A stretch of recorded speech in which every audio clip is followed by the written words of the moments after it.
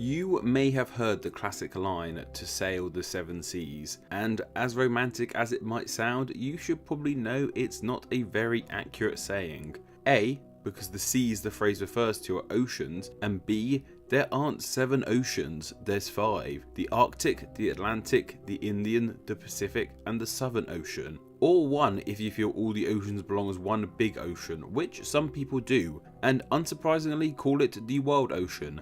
That's not a very interesting name. But I guess it makes perfect sense to view all the oceans as one big ocean. Unlike islands and continents, there aren't clear-cut beginnings and ends to them. So how do we decide when one ocean ends and another begins? Well, there doesn't seem to be one definitive reason as to why they have been divided the way they have. Like a lot of country borders, they are man-made divisions using the ocean's crust and the continents to help divide this one huge ocean. But the other issue with that saying is that it calls the oceans seas, and while the term ocean and sea have become fairly interchangeable, there is a difference between the two. While oceans are the larger of the two, seas are parts of oceans, specifically the part of the ocean where they meet the land, and seas tend to be surrounded by land. In example, the Irish Sea, which is part of the Atlantic Ocean and sits between the landmasses of Ireland and Great Britain, with the Isle of Man tucked within it. And in regards to the 7 seas saying, trust me, there are more than 7 seas.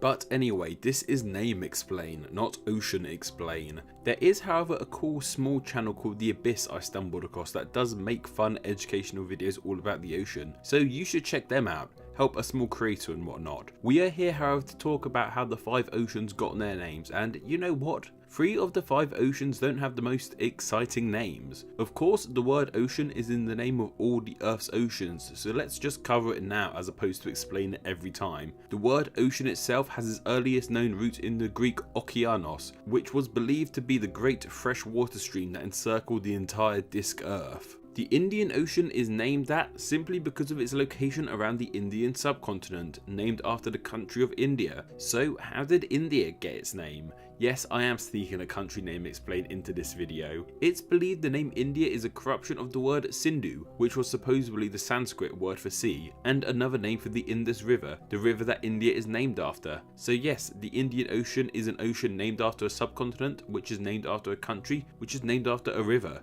Nameception. The Southern Ocean, of course, too doesn't have the most thrilling name. It's the ocean in the south, with the word south coming from the Proto-Germanic sunfaz, possibly literally meaning sunside. Yet the Southern Ocean has a couple other names. It is also known as the Antarctic Ocean and the Austral Ocean. Austral comes from the Latin word for south, auster, and the name the Antarctic Ocean comes from the fact that the ocean surrounds Antarctica.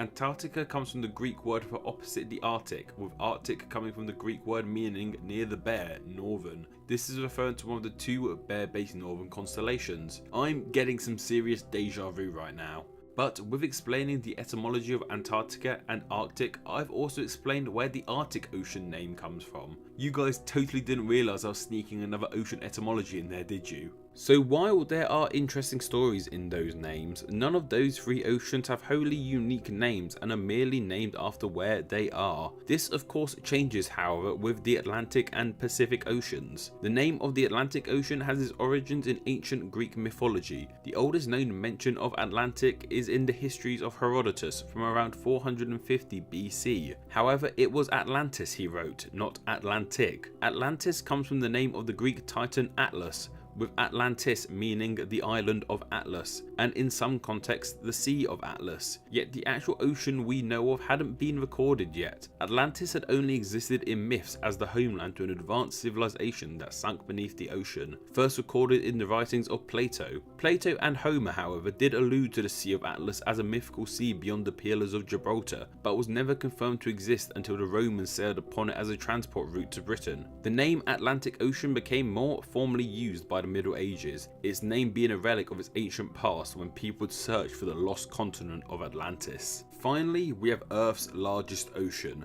the Pacific Ocean. Man, maps don't do this thing justice. Anyway, in 1519 Spain wanted to find a western route to the Spice Islands via South America and enlisted Portuguese navigator Ferdinand Magellan to find this route. After tackling dangerous waters, Ferdinand and his fleet came to unfamiliar, calm waters. He called these waters Pacific, meaning peaceful, which would later become the name we know it as today, the Pacific Ocean. Whether an ocean's name comes from Greek mythology, its peaceful waters, or just where it is in the world, you can guarantee that what's in them will be amazing, and pretty terrifying.